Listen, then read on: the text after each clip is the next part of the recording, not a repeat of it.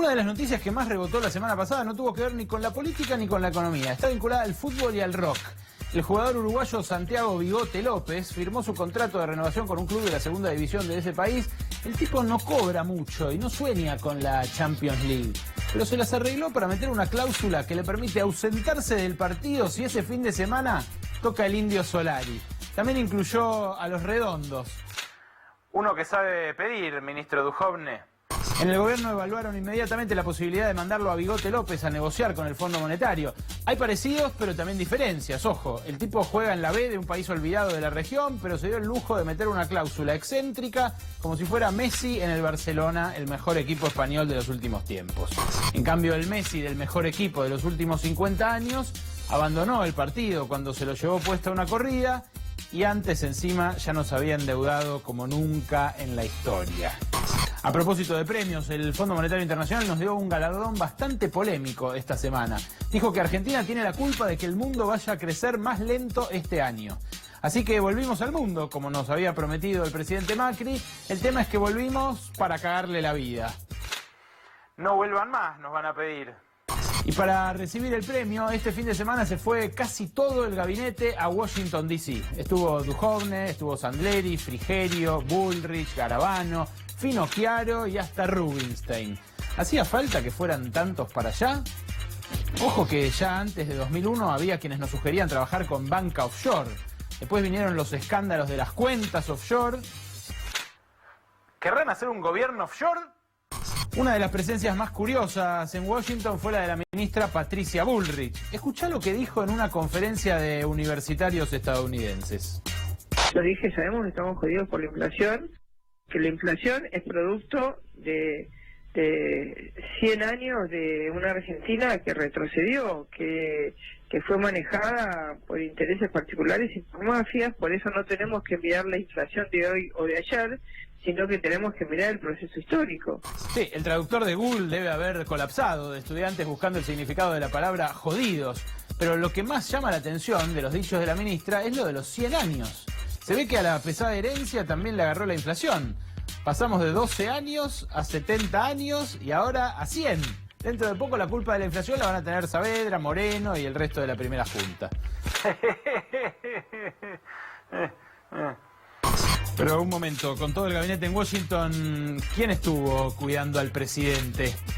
Dado que he sufrido acusaciones personales durante mucho tiempo respecto de parcialidad o falta de imparcialidad, y por la falta de recursos humanos que también tenemos, en este momento no estamos creyendo en ninguna de esas causas, porque para que me acusen de encubridón en las causas y de ir a embarrar causas de la corrupción, que las lleven adelante los fiscales, que son los fiscales y los jueces naturales de las causas. En este momento no estamos creyendo en ninguna de esas causas. A Laura Alonso, la verdad, se le pueden criticar muchas cosas, pero esa lógica es brillante.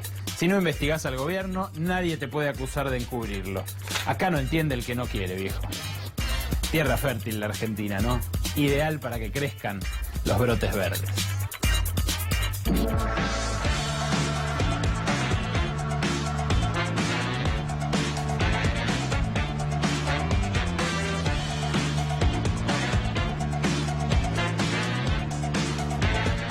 Buenas noches, bienvenidos, bienvenidas. El programa que van a ver hoy es el producto de una semana de trabajo muy duro por parte de un equipo de profesionales impresionante. Rodolfo Boros, Santiago Moreno, Rubén Viñoles, Leo Loiso, los editores de C5N y un camarógrafo que me acompañó en Estados Unidos, John Carlos Serrano. Lo que vas a ver hoy es un viaje a las entrañas del Fondo Monetario. Pero antes de eso, y porque tiene que ver con eso, comento que las medidas que anunció hoy el Banco Central, y concretamente Guido Sandleris, para intentar ponerle un techo al dólar, empiezan a encender alarmas serias sobre el futuro inmediato del programa económico. Guido Sandleris lo que anunció es que va a congelar las bandas en las que flota supuestamente el dólar y lo va a hacer hasta fin de año, hasta después de las elecciones. Esto en un momento en el que el peso argentino está siendo blanco de un ataque especulativo que vas a entender en un ratito por qué se produce. Pero la decisión de Guido Sandleris se cocinó durante el fin de semana en las entrañas del edificio que estás a punto de conocer, en el cuartel general del Fondo Monetario Internacional.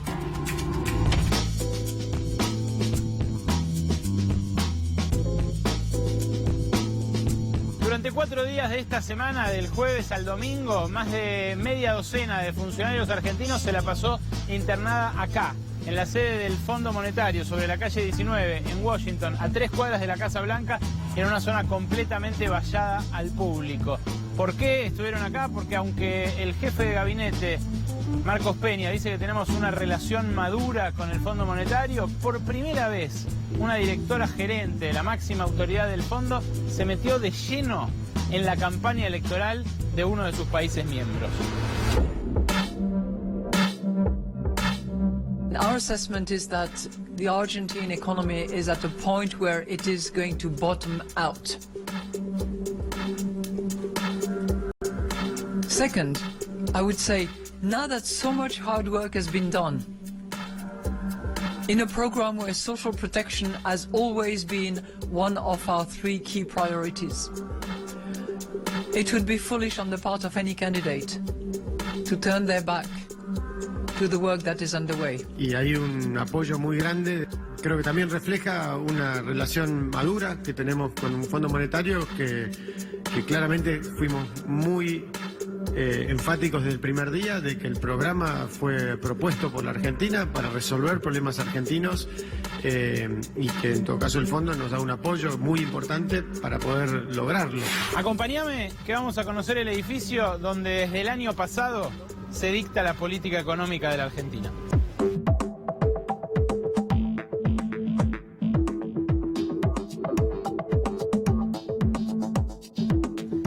El viejo cuartel general del Fondo Monetario, se dictaron todos los programas de ajuste desde los años 60 hasta acá en la Argentina. Acá estuvo hace un rato Nicolás Dujovne yendo de acá para allá en distintas reuniones para tratar de que le flexibilicen la posibilidad de intervenir en caso de que el dólar se escape antes de las elecciones.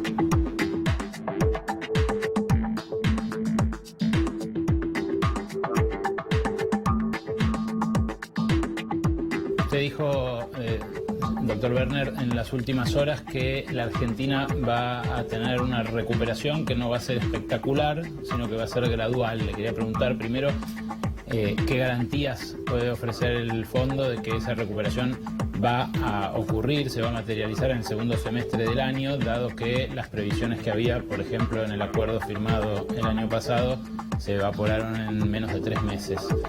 Y si no temen también que las altas tasas de interés que mantiene el Banco Central, ayer fueron del 68%, 20% por encima, 20 puntos por encima de la inflación, no pueden ahogar esa recuperación. Claramente los pronósticos económicos son pronósticos y tienen un nivel de incertidumbre importante.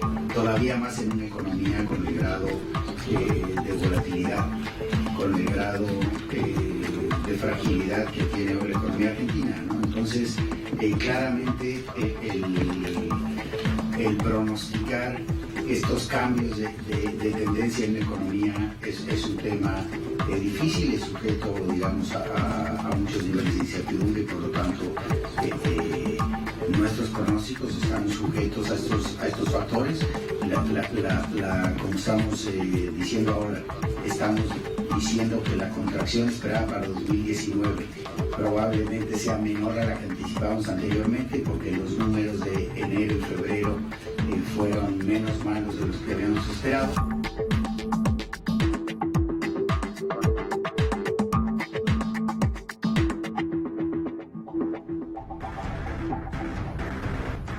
Está con nosotros esta noche Teddy Caragosian, uno de los empresarios más importantes de la Argentina, el empresario textil más grande y que más trabajo moviliza del país. ¿Qué tal, Teddy? Gracias por venir. Buenas noches. Hola, gracias por invitarme. Ahora vamos a conversar. Quiero invitarte a que compartamos la primera parte de uno de los reportajes que hice allí en Washington, en el marco de la Asamblea del Fondo Monetario.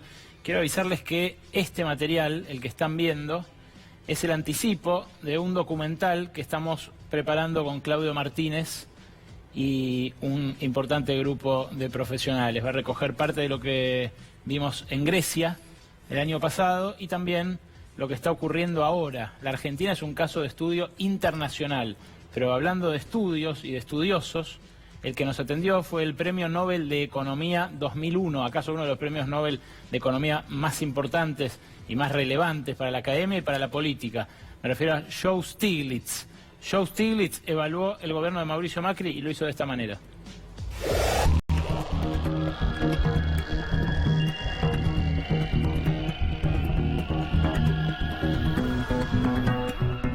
Do you think something similar can happen to Argentina now that they have put into the agreement things like the zero deficit goal for this year?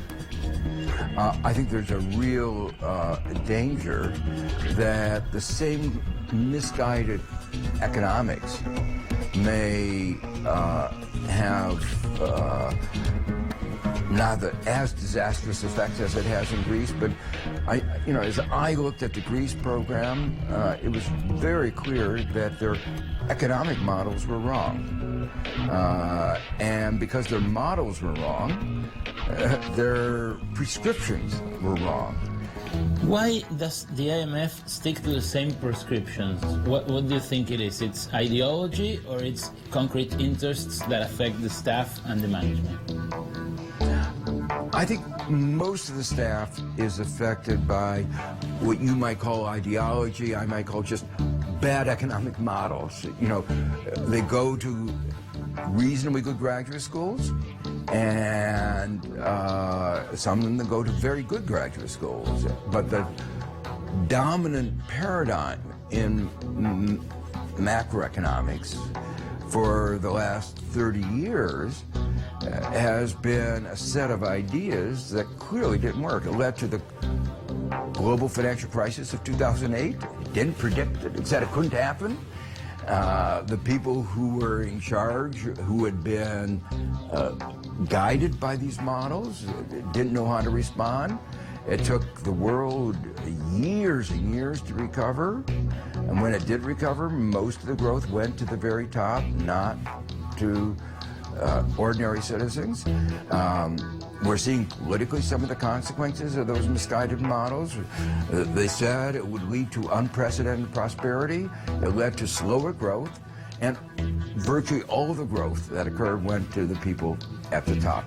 So I put a lot of emphasis on the wrong models, and the wrong models, I think ideology and politics had a lot to do with those wrong models, but they were perhaps, as students, the victims of a particular set of ideas that I think it shaped their thinking about economics.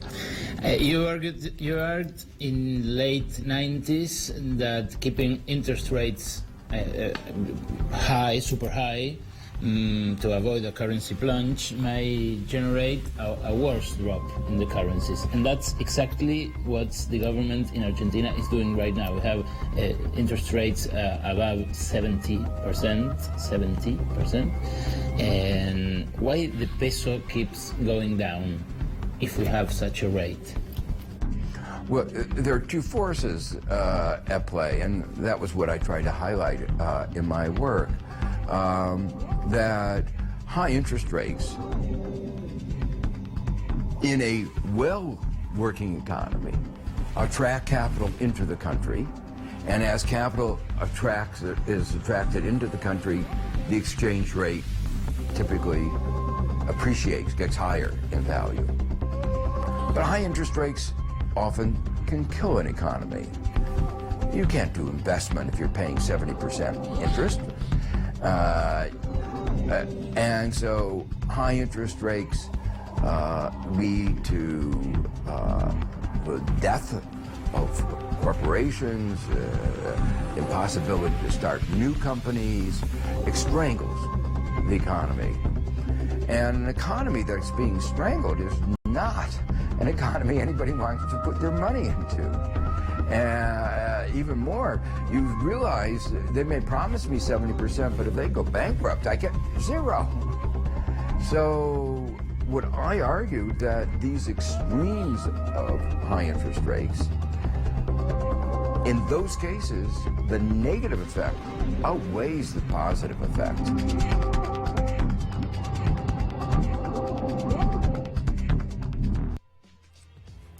Ya viene el nuevo Barral Grijera con lo que está naufragando del plan del gobierno para ganar las elecciones a pesar de la crisis económica. Pero estamos con, decía, uno de los empresarios más importantes de la Argentina, Teddy Karagossian. ¿Estamos en una economía estrangulada, como dice Stiglitz? Mira, las tasas de interés se están estrangulando y tienen el efecto justo contrario al que el modelo que está presentando el gobierno. Concuerdo, quién soy yo para concordar con un premio Nobel, pero concuerdo 100% con él, que el tema de las tasas de interés en Argentina tiene un efecto nocivo y el modelo que están utilizando es el modelo de alta demanda, no el de inflación de costos. Entonces el comportamiento de la tasa de interés es desastroso y es lo que todo lo que estamos sufriendo hoy en la Argentina, donde dice es el único camino, no hay caminos alternativos, es un error, porque es un error no por maldad, dudo que sea por maldad. Digamos, tu posición a mí en eso difiere probablemente, es por incapacidad. No es lo mismo, pero es peor la incapacidad. ¿Cuánto te tuviste que achicar desde que asumió Macri? Yo te iba a decir que ya no soy más un empresario importante. Nosotros hemos bajado casi a la mitad del volumen y ¿el empleo? Y el empleo a la mitad, digamos. Teníamos 1.900 personas, hoy tengo 1.000.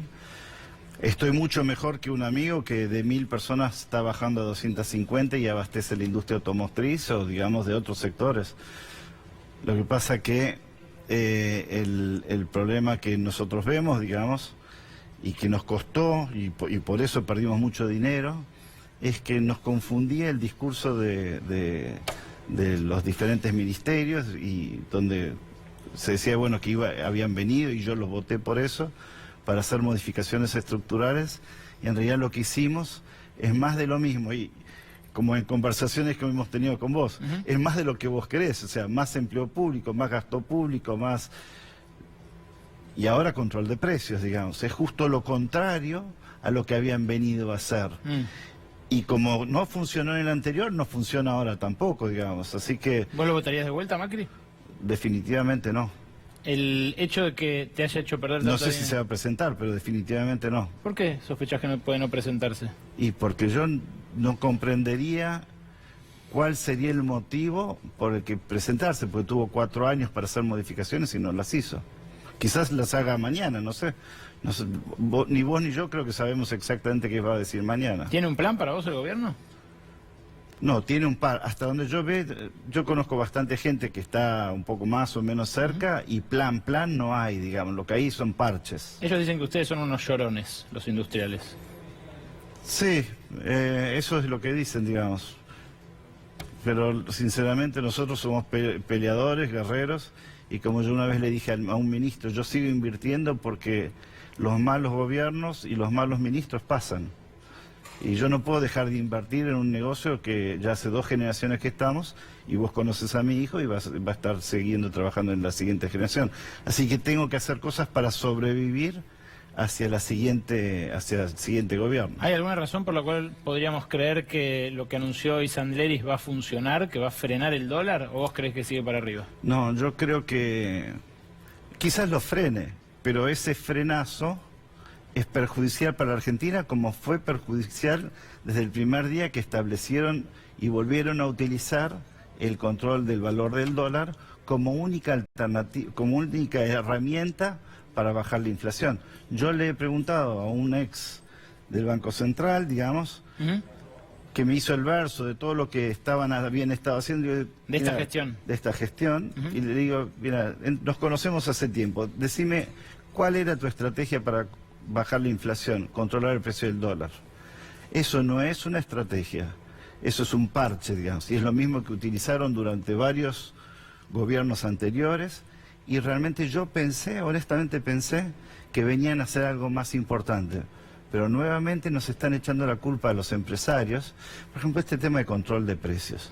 Nosotros no generamos inflación, nosotros no podemos generar inflación, nosotros no emitimos dinero y no gastamos, nuestra productividad es alta. ¿No va a funcionar el paquete de medidas que anuncia mañana Macri? Va a funcionar como todo lo que funciona durante 1 mes, 2 meses, 3 meses, y puede hasta hacer funcionar para ganar una elección. Pero no funciona en la realidad, no hay forma de controlar los precios. Por ejemplo, sin nombrar a la Serenísima, que es la empresa de la que todo el mundo está hablando. Ya la nombraste. Decime, ¿por qué está solo la Serenísima ofreciendo productos? Bueno, tiene una segunda marca que la dejó de ofrecer. ¿Y por qué tiene solamente la Serenísima una primera y una segunda marca que está dejando de ofrecer? Porque fundió Sancor. ¿Y por qué se fundieron? Dejó de hacer leche en sachet, tuvo que recortar producción. ¿Por qué se fundieron todas Cayó las el consumo de leches? leche 10%. De 10 ¿Por qué se fundieron todas? De 10 litros de leche que se vendían, se venden 9. Están vendiendo todas más bajo que el costo. Y solamente las que son monstruos pueden sobrevivir. Quiere decir que la oferta de leche es lo que es, no porque haya una que se haya quedado con todo, sino que hicieron morir a todas las demás. ¿Sabes qué piensa en el Fondo Monetario, Teddy, ahí donde estuve el fin de semana? Sí. Que ustedes son como un invento, que no deberían existir, que Argentina debería dedicarse, me lo dijeron literal, a hacer granos y aceite, que es lo que hace bien, y que ustedes estafan al pueblo argentino existiendo solamente. Estúpidos no hay solamente en la Argentina, hay en el Fondo Monetario también, digamos. Y no comprender cómo funciona el mundo, donde la generación de valor es necesaria, digamos, para generar empleo, para que estas sociedades sigan evolucionando, digamos, es un tema, lo que te dijeron es no comprender cómo funciona. Y de hecho no lo comprenden, digamos. Han cometido error tras error y nosotros tenemos que seguir sufriendo al Fondo Monetario, que vienen 4, 5, vienen 10 jóvenes, chicos, digamos, que estudian por libros, digamos, no comprenden la psiquis, no comprenden el modelo argentino. ¿El fondo no entiende la Argentina? La Argentina es un país muy extraño. La Argentina es uno de los pocos países bimonetarios. ¿Y el fondo no entiende eso? Es uno de los pocos países donde los impuestos se recaudan a través de las empresas. Es uno de los pocos países, digamos, que tiene una frontera y es continental. Entonces, todo lo que nos recomiendan suele ser equivocado. Fue equivocado en los 80, fue equivocado en los 90, fue equivocado en el 2001 cuando recomendaron subir las tasas de interés y los impuestos a las personas, digamos, con lo que terminó sucediendo la crisis del 2002, digamos. Y vuelve a equivocarse ahora también. Hay que comprender que el fondo el único interés que tiene es un interés financiero. Cuando se confunde la parte financiera con la parte económica, tenemos lo que tenemos y lo que estamos teniendo ahora. Tengo una pregunta más para hacerte, Teddy, pero antes te quiero mostrar este pedazo. Estuvimos buscándola a Christine Lagarde para preguntarle sobre esto, para preguntarle si vale la pena tener una industria o no. Este es el resultado que obtuvimos. Estuvimos muy cerca. La verdad, el Fondo Monetario no nos la hizo fácil. Pero nos acercamos bastante, le llegamos a hacer la pregunta que escuchabas recién a Alejandro Werner, el director para el hemisferio occidental del Fondo Monetario, y acá, en el 7º piso, nos colamos, ya nos habían echado, y yo le señalé, mirá, ahí está la oficina de Lagarde. Ya para ese entonces tenía los guardias de seguridad encima.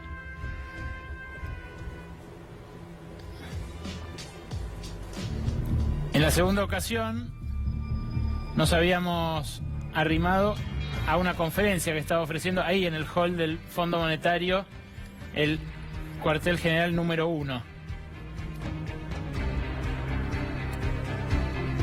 Y acá, al cabo de esta conferencia, también nos arrimamos, estuvimos ya en condiciones de preguntarle.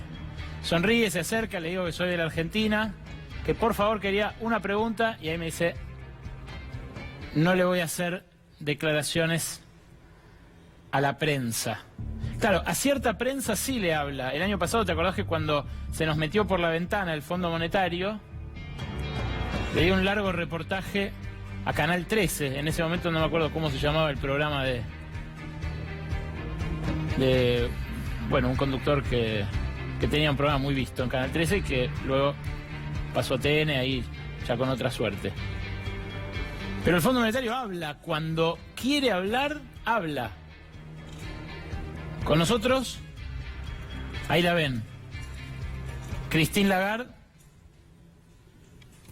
no quiso hablar, nos arrimamos, pero no quiso hablar.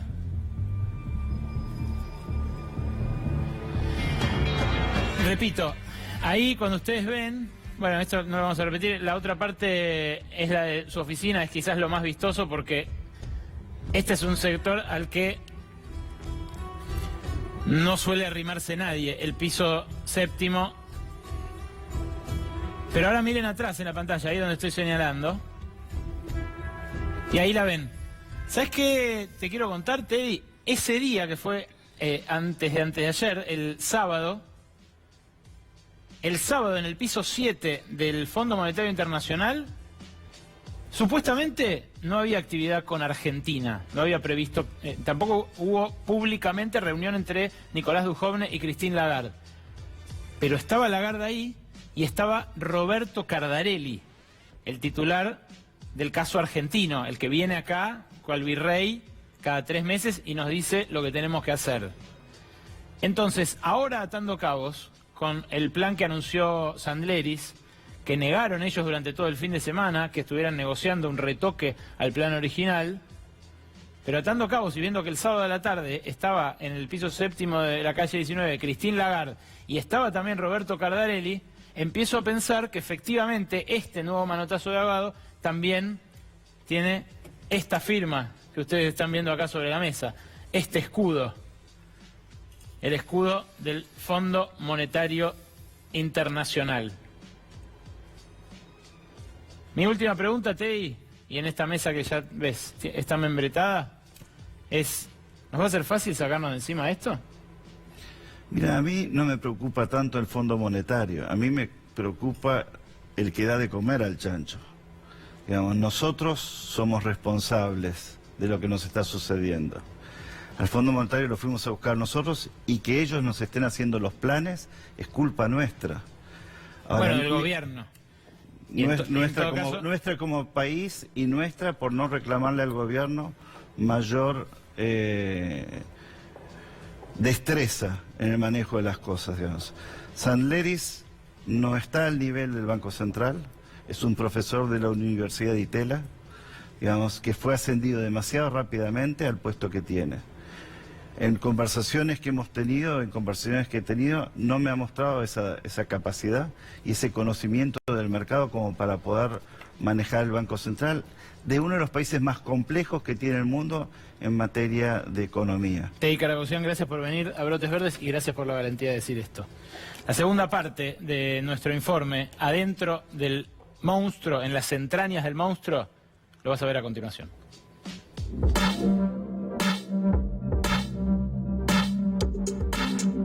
Sobre lo que dijo ayer Christine Lagarde, la Managing Director, que dijo que sería una tontería por parte de cualquier candidato abandonar los esfuerzos que está haciendo la Argentina ahora, le quería preguntar qué pasaría en caso de que ganara las elecciones un candidato que quisiera cometer esa tontería. Nosotros estamos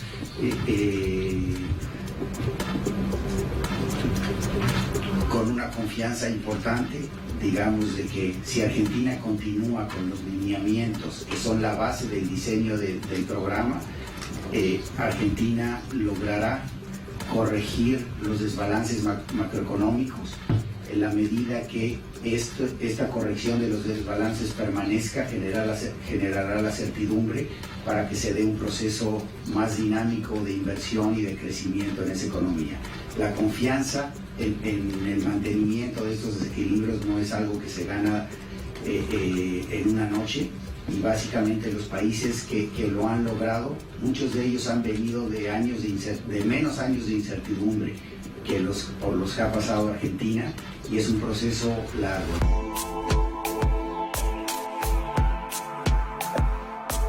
Por acá se va a la otra sede del Fondo Monetario, que es el cuartel general número 2.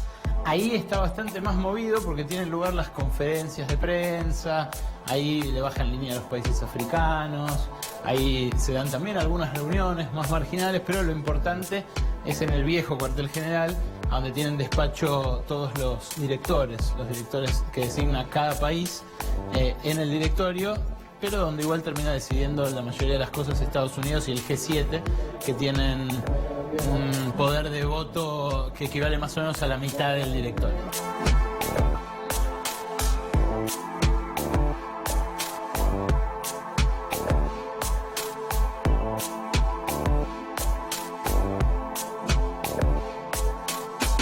Enfrente del Fondo Monetario está la sede del Banco Mundial, que tiene ese lema, sí, terminar con la pobreza, parecido al pobreza cero que prometía el gobierno a inicios de su mandato. Acá estuvo el ministro del Interior, Rogelio Frigerio, durante también 4 días negociando un nuevo desembolso del préstamo por 1.200 millones de dólares que va a financiar las obras de la cuenca Matanza-Riachuelo. Pero acá en el Banco Mundial es donde se diseñó, por ejemplo, el esquema de privatizaciones de los servicios públicos que se vivió en la Argentina en los años 90.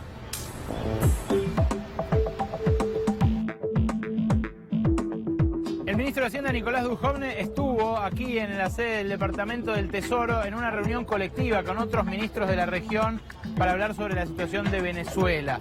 Se cruzó 5 o 6 veces con Steve Mnuchin, el secretario del Tesoro designado por Donald Trump, y no lo dice y lo niega públicamente, pero hay gestiones subterráneas para que el apoyo del Tesoro de Estados Unidos le sirva al gobierno, así como le sirvió en su momento para obtener el crédito más importante de la historia del Fondo Monetario de 57.600 millones de dólares, ahora para tener el permiso del fondo para intervenir en el mercado cambiario en caso de que haya una corrida hacia el dólar antes de las elecciones.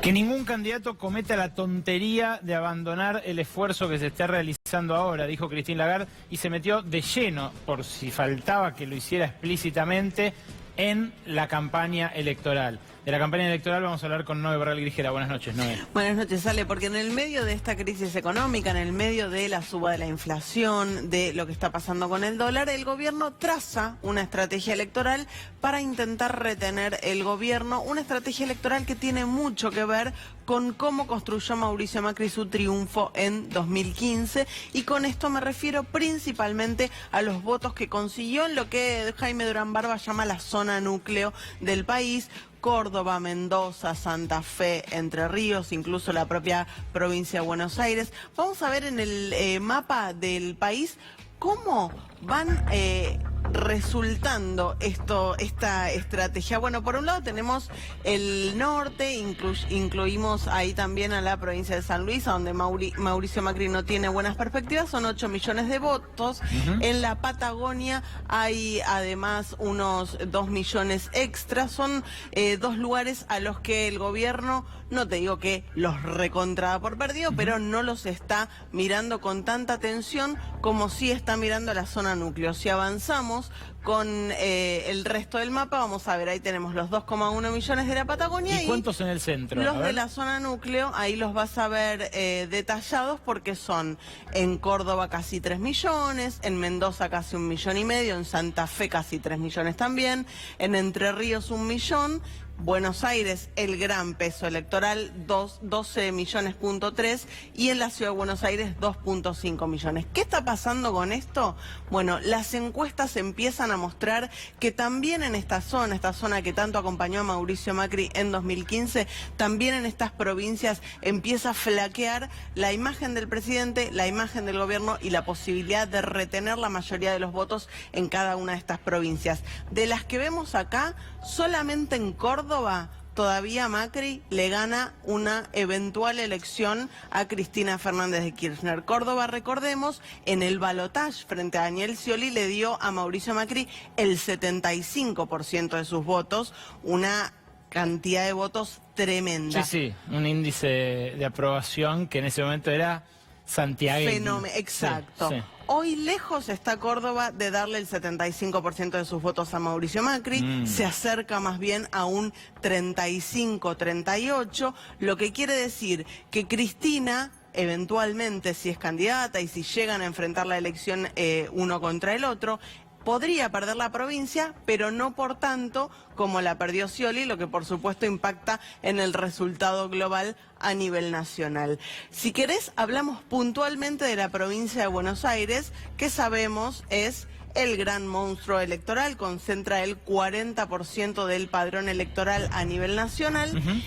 Y si nosotros pensamos en cómo se construye un triunfo en la provincia de Buenos Aires, hay que mirar estas 3 regiones que aparecen diferenciadas en el mapa. Primera sección, tercera sección y resto. Exacto, la primera sección electoral es el norte del conurbano, lo tenemos allí pintado de verde, son 4.300.000 votos aproximadamente. Intuyo ahí optimismo oficialista de cara a las elecciones de octubre. Más o menos, más Ni siquiera. o menos.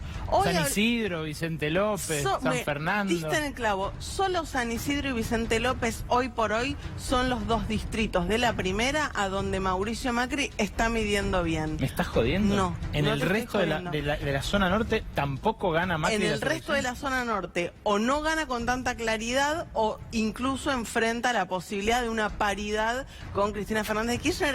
Es realmente sorpresivo lo que están midiendo Sí, las encuestas la por verdad que estos sí. días. La tercera es el sur del conurbano bonaerense, la vemos en celeste.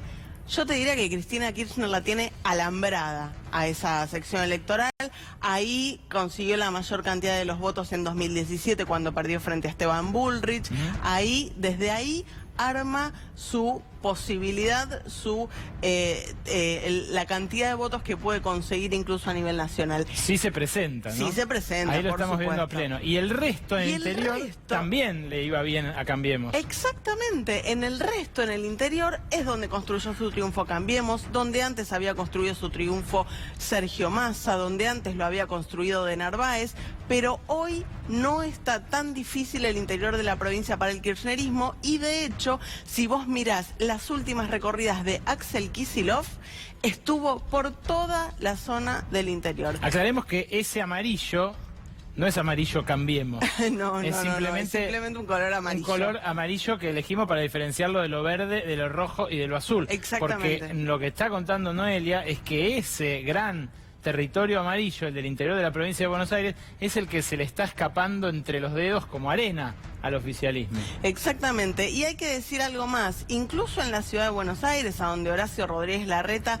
tiene la reelección muy fácil, tiene mucha aceptación, tiene mejor imagen que Mauricio Macri, es un distrito en donde la boleta de Macri no pesa tanto para abajo como en el resto del país, incluso en la ciudad de Buenos Aires la oposición tiene esperanzas de arrebatarle algo a Larreta. ¿Por qué? Porque si Larreta no consigue en primera vuelta superar el 42% de los votos, pierde lo que hoy tiene en la legislatura, que es mayoría automática. Si no supera el 42%, algo que la oposición cree posible, no conseguiría retener la mayoría automática en la legislatura, y esa es hoy por hoy una de las grandes apuestas que hace la oposición porteña. Noé, estuve, además de perseguir a Christine Lagarde, estuve tratando de conseguirles regalitos a vos y a Nicolás Dujovne. Ay, me encantó. En el Fondo Monetario. Sí, ¿sabes qué? Tiene un gift shop. El Fondo Monetario tiene una tienda de regalos. Mírala y después seguimos viendo a Stiglitz. Mira, vení por acá. En el cuartel general del Fondo Monetario hay una tienda de souvenirs. Souvenirs del Fondo Monetario. Venden paraguas, tacitas, ositos del Fondo Monetario. Mira este osito. Mira este osito del Fondo Monetario con el logo del fondo. Gemelos. Clips para ponerse en el saco si uno quiere. Hi, how are you? Hi, I'm fine, sir. How are you? Welcome to the IMF merchandise counter. Okay. Is there anything you'd like to see? Yes, I like to... How much the teddy bear? The teddy bears are $10 each. We have the brown bear and the polar bear. Our newest items right here are the spring... Cheaper one, please. Oh, cheaper one? Yes. Yes. We have this $5 mug. Okay. This is $5. It's a hand wash, and it takes hot water, cold water. It's a very nice mug. Okay, don't put it in the microwave. Yes, yes, exactly. Okay. Unless you hate the IMF. You want to melt it. Melt it. And we also have this. This is also $5. It has the Okay. logo for the meetings and then the llavero. IMF. Un llavero, $5. $5, Como yes. 250 pesos a esta altura.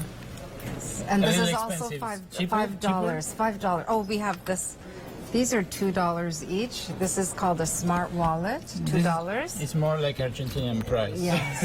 And then you put it on your phone.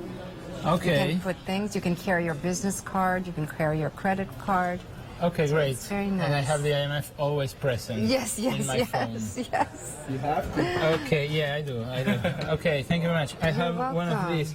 And have you We sold- also have you- IMF cufflinks. Would you like to see the cufflinks, sir? I have buttons in Oh, in my okay, shirt. okay. Yeah, But we have maybe this also. someone older. We have a nice umbrella, sir. Okay, but I think I have to endeavor to buy an umbrella. How much will it cost? You don't have to buy now, but it costs $18. $18. Yes, please. Prohibitive for me. Yes, sir. Thank you very much. Oh, you're welcome, welcome, sir. Have a wonderful evening. Thank you very much. Thank you. Bye-bye. Sí, muy simpática la señora que atendía en la tienda de regalos, pero lo que no es muy simpático es lo que el Fondo Monetario está haciendo con la política económica en la Argentina. Hoy el presidente del Banco Central, Guido Sandleris, anunció un techo de chapa para el dólar. Sí, un techo de chapa. ¿Por qué? Porque en caso de que el dólar supere esos 51,80, sí, 51,80, que es el techo que el gobierno le fijó hasta fin de año con la venia del Fondo Monetario, con el cual durante todo el fin de semana dijo que no estaba negociando nada. En caso de que supere esos 51,80, ¿sabes qué puede hacer el Banco Central para intentar evitarlo? Vender de a 150 millones de dólares por día. Cuando quiso frenar el dólar, el Banco Central, ¿sabes cuánto tuvo que vender? 5.000 millones de dólares por día. Tuvo que poner una muralla de 5.000 millones de dólares, que hoy equivale casi a un 10% de las reservas, y en ese momento recién se frenó. Después se llevó puesto tanto a Federico Sturzenegger como a Luis Caputo, pero realmente el techo que le buscó poner el Banco Central con los anuncios que hizo hoy Guido Sandleris es eso, es un techito de chapa. Estamos en momentos muy delicados para la economía argentina. Hoy el INDEC dio a conocer un 4,7% de inflación. Es una inflación más alta la que hubo en marzo que la que hubo en febrero y también, por supuesto, más alta que la que hubo en enero. ¿Qué es lo preocupante? Que en el gobierno nos dicen hay alta inflación porque nosotros concentramos todos los aumentos de luz, de gas, de agua, de prepagas, de telefonía celular y de colectivos, trenes y subtes también en la primera mitad del año. Siendo así, habría que creerles que en el segundo semestre va a haber menos inflación. Ahora, hoy el INDEC lo que dijo es que los bienes subieron más que los servicios, mucho más que los servicios. O sea que la comida, por ejemplo, las prendas de vestir, los útiles escolares, los pañales, subieron mucho más en proporción en el mes que el agua, la luz, el gas, la telefonía celular y los demás servicios regulados sobre los cuales el gobierno tiene injerencia porque son esos, son regulados. Ahora, si nos dicen que hay más inflación ahora porque están los aumentos de servicios y que en la segunda mitad del año va a haber menos inflación porque no va a haber aumento de servicios, pero lo que estamos viendo ahora es que suben más los bienes que los servicios, ¿qué nos espera para la segunda mitad del año? Bueno, el Fondo Monetario no tuvo respuestas para esas preguntas, ni en las conferencias de prensa de los encargados que dijeron esto va a ser un proceso largo, ni en el intento de entrevista que hicimos con Christine Lagarde, que, como te dije, no dio resultado, como te mostré, no dio resultado. Tampoco tuvo respuesta la señora del puesto de souvenir, por supuesto, pero ¿sabes qué? Lo grave es que los anuncios que va a hacer mañana el gobierno tampoco van a dar resultado. Mañana el gobierno va a anunciar un paquete de créditos para que se endeude la gente que menos tiene. En vez de darle más ingresos para que consuma más a los beneficiarios de asignaciones por hijo, a los jubilados, a los trabajadores que menos ganan, lo que va a hacer es ofrecerles créditos de hasta 200.000 pesos. Sí, créditos de hasta 200.000 pesos a jubilados que los van a poder tomar incluso teniendo 88 años. ¿Cuál es la apuesta del gobierno? Que como esos créditos tienen una tasa de interés menor a la de los bancos, los familiares de los jubilados saquen esa plata a nombre de sus padres o de sus abuelitos para quedarse ellos con la plata y después pagarles la cuota. ¿Saben cuál es la garantía de esos créditos, los créditos ANSES que se van a anunciar mañana? La propia jubilación o la propia asignación social. Este es el Fondo Monetario con conciencia social, con el cual supuestamente íbamos a tener políticas menos cruentas, menos draconianas, de un ajuste menor que el de los años 90. Y para hablar de esto, precisamente, estamos con Carolina Brandaris, del Movimiento Evita. ¿Qué tal, Carolina? ¿Cómo estás? Hola, Ale, ¿cómo estás? Bueno, ustedes se han movilizado, han comido gas lacrimógeno, han comido bala de goma, piensan movilizarse de vuelta, tienen una discusión abierta con la ministra de Desarrollo Social. ¿Alcanza con que le presten plata a alguien que cobra un plan social? No, o sea, justamente lo que observamos con toda esta descripción del estado de situación en el informe que vos realizaste es, digamos, la deuda social que deja el FMI, digamos. Nosotros tenemos historia reciente respecto del impacto en nuestra vida cotidiana del FMI.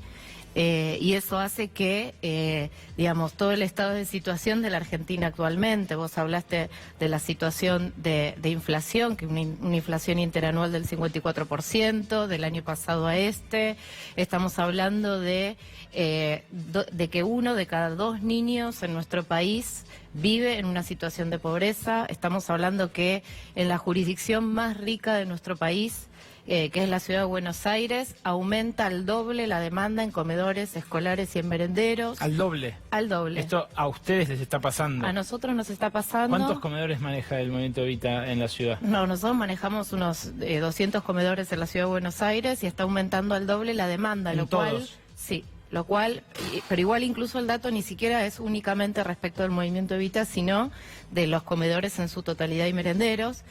Lo cual, digamos, ni siquiera hay un presupuesto social que acompañe esta crisis económica en la ciudad de Buenos Aires. El gobierno dice que el 46% de incremento de en las asignaciones por hijo cubre la inflación que pasó. Hoy vimos que los alimentos subieron 64% en el último año. Exactamente, esa inflación repercute fundamentalmente en los productos alimenticios, que es la canasta más básica de cualquier familia de los sectores populares. Pero esto no es así porque en los comedores escolares de las escuelas públicas de la ciudad se ajustan las raciones en cantidad y en calidad de los alimentos. Escuchábamos una docente la semana pasada que a los estudiantes le estaban dando media mandarina de ración de postre durante el comedor escolar. O sea, media mandarina estamos hablando. Entonces, la verdad es que es una descripción de una situación de mucha fragilidad social, de mucha debilidad social. Vos hablabas de los créditos también. Eso es un tema que a nosotros nos preocupa muchísimo porque es una manera de comprometer a los sectores populares en, los únicos beneficiarios de este modelo económico, que son el sector financiero. Hay un dato que seguramente a vos no te va a sorprender porque ustedes justamente trabajan con ese sector social, pero seguramente a vos que estás del otro lado sí te va a sorprender. ¿Sabés de los beneficiarios de asignaciones universal por hijo, cuántos están endeudados con la ANSES? ¿Cuántos le pidieron al ANSES un crédito Argenta o un crédito ANSES de estos que da y que ahora a partir de mañana va a dar en más cantidad y por más tiempo? 4 de cada 5.